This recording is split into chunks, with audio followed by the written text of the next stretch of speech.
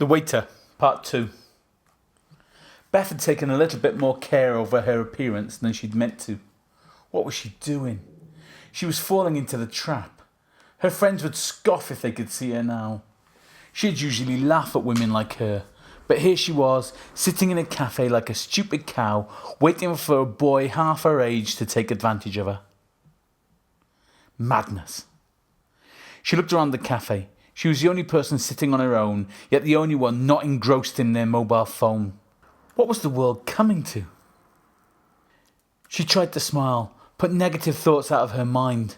She didn't want the forlorn look of a constipated dog on her face when the waiter walked in. She'd worked out a strategy while she was getting ready. She'd entertain him, let him show her the town, but not charm her into bed. She'd pay for his coffee, maybe a meal, but she wouldn't let him milk her dry. She knew the game and would play it by her rules. Mind you, in her mind, she decided not to accept his invite just an hour or so ago. Yet her mouth had betrayed her. So no matter what decision she made now, she didn't know if they'd hold up under the scrutiny of his eyes and his smile. She smiled when she saw him enter the cafe. He changed into his civvies and he looked even younger.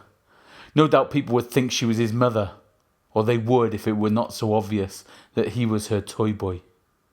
She felt herself blush as the words crossed her mind like a neon sign.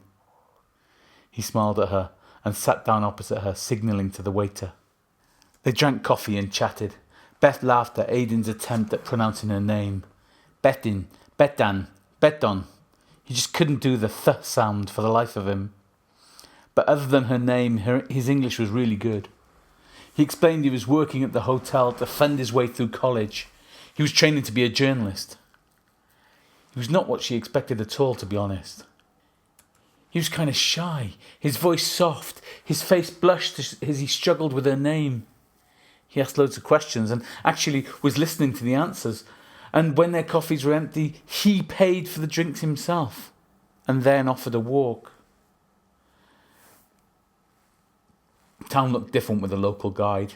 He pointed out things she hadn't noticed, took her down streets she never would have walked down, and then suggested going to a restaurant she never would have known was there. It was only after a while that she realised she was smiling and laughing. Aidan had stopped asking questions and started telling stories and anecdotes. His initial shyness receded as he relaxed. The meal was fantastic, and at the end he again insisted he would pay, although Beth was sure that there was a nod and a wink with the staff working there. Whatever, this was not in the script. Surely she was meant to be his benefactor, not the other way round. He was up to something. Something didn't chime quite right. But what was it? The afternoon involved more walking, more stories and more coffee. This time Beth insisted on paying. Then Aidan walked her back to the hotel and they said their goodbyes.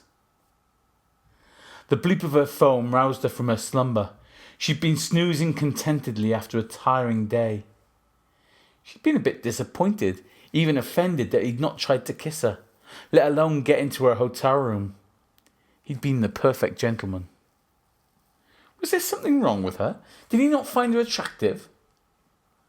But as she lay there now, building up the strength to look at her phone and see the message from the sleazeball back home, she was actually glad there'd been no physical contact.